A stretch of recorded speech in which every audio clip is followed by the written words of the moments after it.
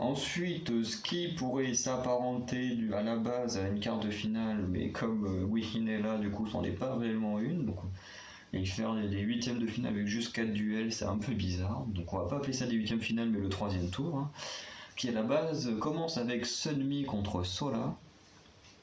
Et du coup, là, j'ai décidé de faire gagner Sunmi.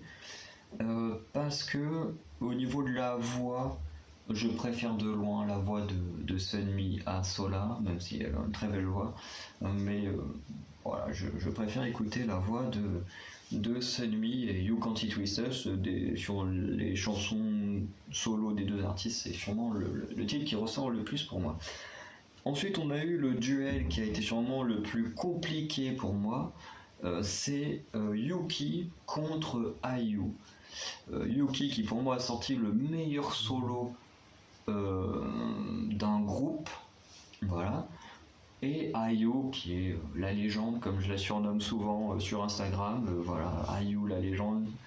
Et du coup mon chat s'est porté sur IU pour elle-même, pour ce qu'elle est, pour ce qu'elle apporte aux autres, pour ce qu'elle apporte à la musique, pour ses musiques aussi, hein, pour voilà, c'est IU et du coup j'ai décidé de la faire battre Yuki, même si ça m'a fait énormément de mal de voir Yuki perdre là. Voilà. Ensuite, entre Chenong et Hyoyeon, j'ai décidé de faire gagner Hyoyeon. Voilà, parce que j'ai décidé à partir de là. Oui, à partir de là, effectivement, j'ai décidé de supprimer c'est bizarre de dire supprimer, de faire perdre ceux qui n'ont pas fait de réel solo. Donc il ne restait plus que Chaeyoung. Et du coup, j'ai décidé de la faire perdre face à Hyoyeon, qui a du coup, elle a vraiment senti un vrai titre solo, alors que Chaeyoung c'est plus une parodie en duo et tout. Donc j'ai décidé de me porter sur Hyoyeon. Ensuite, entre Soyeon et Tsui, pareil, j'ai un peu réfléchi parce que j'aime beaucoup les deux. Bon, vous savez que Tsui, pour moi, elle est clairement au-dessus de tout le monde, mais le truc, c'est que Tsui, c'est une cover. C'est pas un vrai titre qui a été travaillé et tout. Le MV a été travaillé, mais le titre, non. Parce que c'est juste une reprise de Taylor Swift, hein, voilà, c'est pas non plus n'importe qui. Et en face, Soyeon a sorti un vrai titre original, on va dire. Et du coup, mon choix, du coup, c'est plus porté sur Soyeon pour le fait d'avoir sorti un titre solo. Enfin, un titre, vrai titre et non une cover, quoi. Et voilà. Ensuite, on passe à ce qui équivaut au quart de finale. Voilà, parce que Wihin est là pour foutre le bordel, mais il n'y a que deux duels.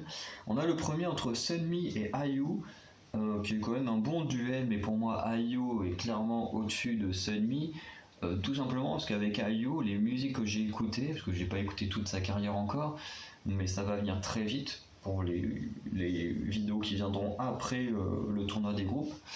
Mais au niveau de IU, toutes les musiques que j'ai écoutées, que ce soit Celebrity, Coin, Lilac, j'ai kiffé. Voilà, tout ce qu'elle a fait, j'ai kiffé, donc ça lui donne un très bon point. À côté de ça, au niveau de Sunmi, j'ai écouté 24 Hours, Go or Stop que je n'ai pas trop aimé. À côté de ça, on a Tail et You Can't It With Us que j'ai adoré. Et du coup, voilà, d'un côté il y a une artiste où j'ai aimé des choses et pas aimé des choses, de l'autre côté on a une artiste où pour l'instant je n'ai rien détesté, enfin je dis détesté, mais il n'y a rien que je n'ai pas aimé. Donc IU prend clairement une place en demi-finale.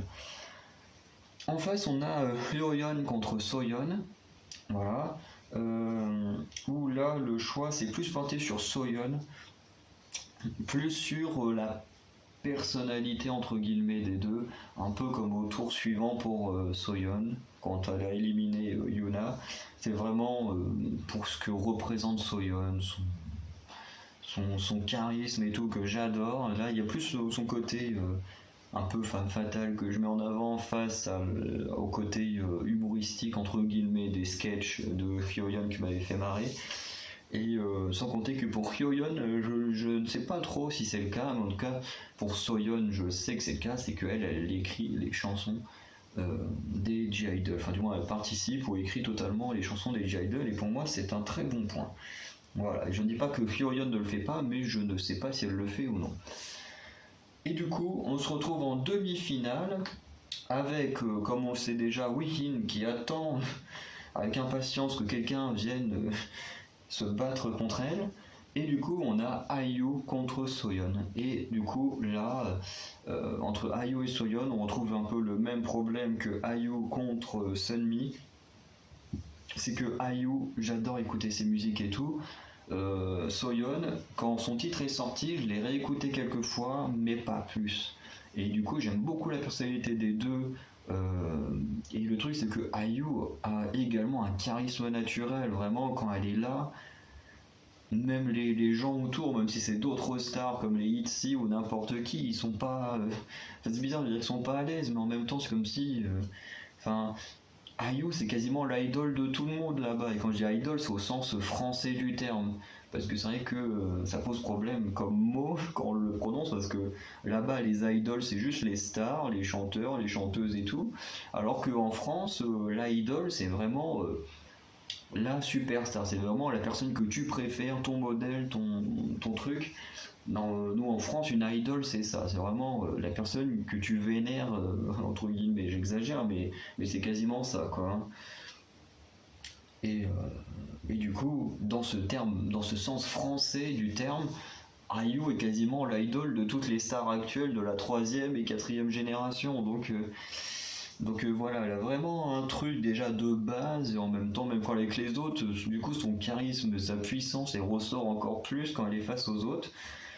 Voilà, et du coup pour moi IU elle est plus en finale que Soyeon.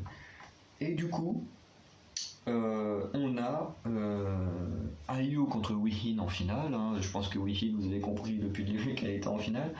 Et du coup, j'ai quand même choisi de faire passer IU parce que j'ai bien aimé le solo de Wihin, mais pareil, c'est pas un titre que j'ai réécouté énormément.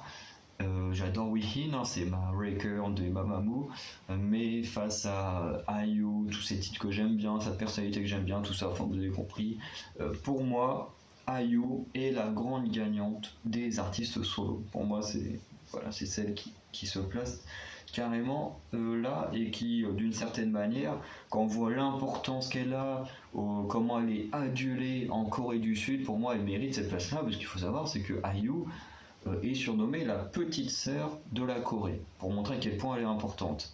Contrairement à Blackpink ou BTS, qui eux sont très importants, on va dire, sur la scène internationale, mondiale. Le président a tendance à souvent les mettre très en avant, parce que ce sont les gens les plus connus internationalement et mondialement, mais nationalement, c'est IU la superstar. Voilà, pour ceux qui l'ignoreraient.